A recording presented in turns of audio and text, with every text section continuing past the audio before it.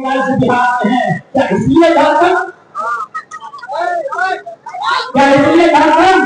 ये जनता को बता मानना चाहिए सरकार से, झारखंड की जनता को मानना चाहिए सरकार से।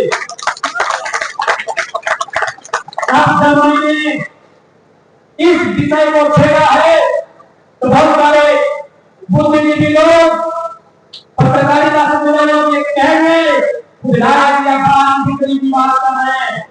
तो मैं आज स्पष्ट कहना चाहूंगा, तमाम जनता को कहूंगा, मीडिया हाउस के बुद्धिजीवी लोगों को कहूंगा, ये भारी रीति की लड़ाई नहीं है, ये छोटे भाई का तकलीफ पीड़ा दुख और दर्द है।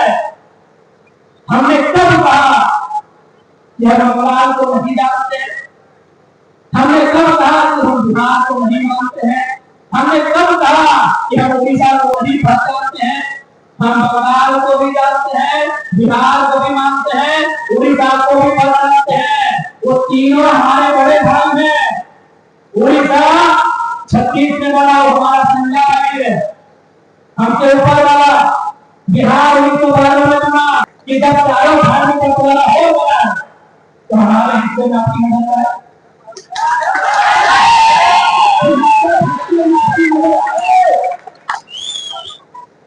हमारे हिस्से में आपकी नजर है। ये कौन सा बाहर हिस्से है? वेस्ट बंगाल पश्चिम बंगाल राज्य के पास 88,000 वर्ग किलोमीटर का जमीन है। आज बिहार के पास 94,000 वर्ग किलोमीटर का जमीन है। आज उड़ीसा के पास 1,70,000 वर्ग किलोमीटर का जमीन है।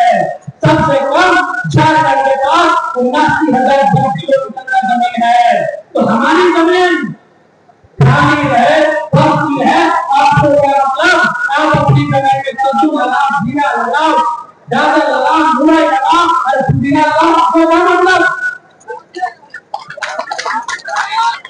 हम लोग कहते हैं ना कि बाबा पिता में पुदीना हुआ,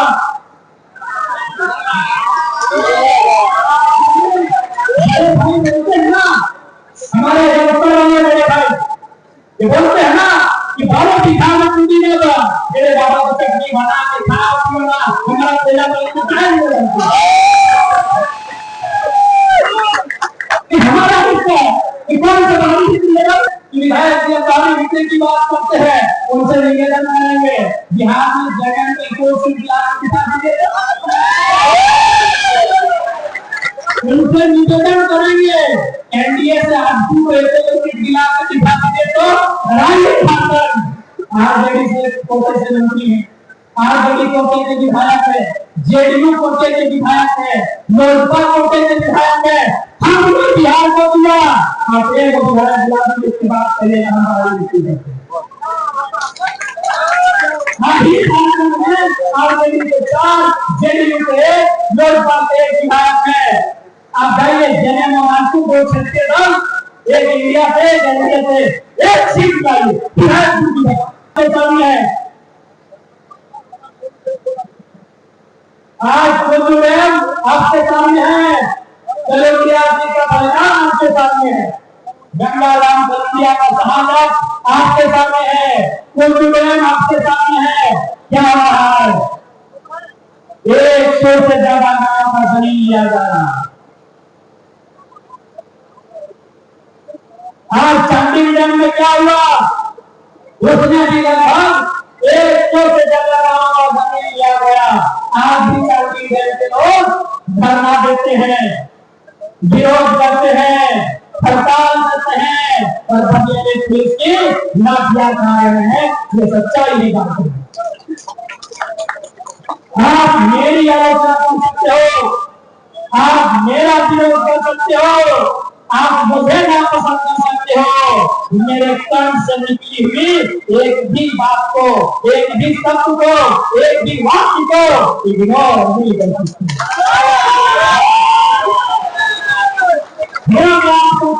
भारतीय जनता पार्टी से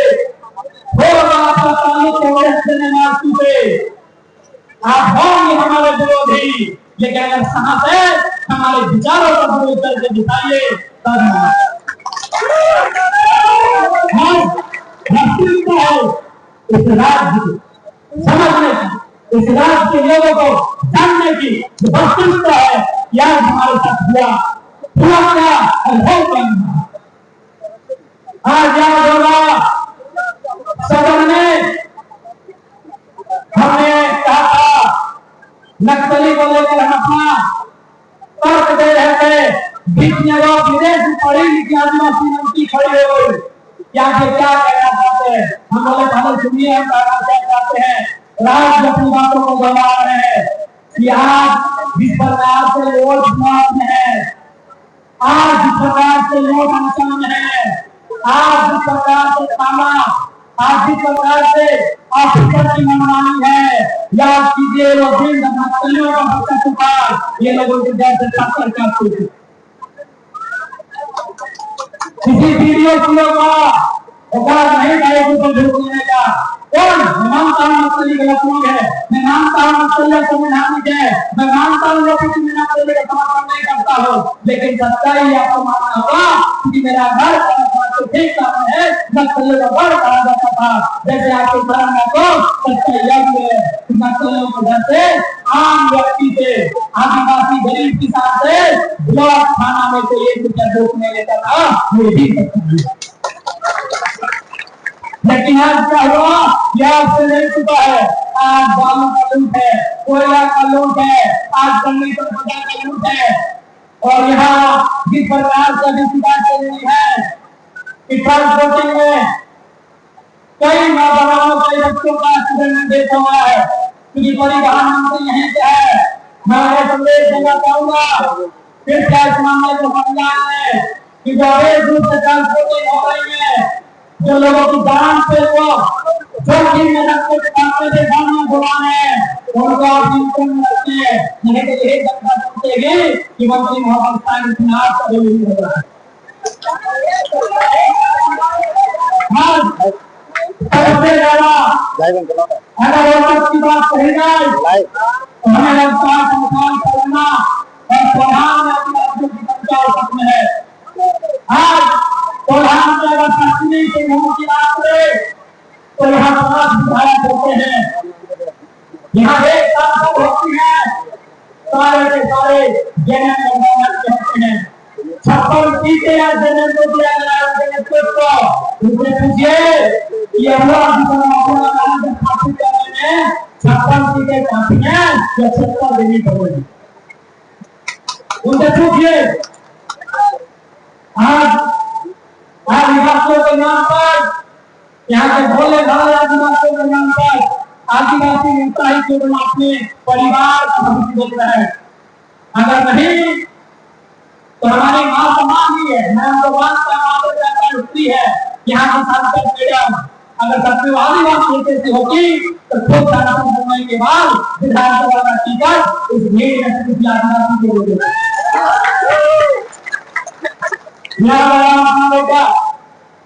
यही हमारे प्रधान टाइगर के नाम से प्रसिद्ध हमारे चंपोई चाचा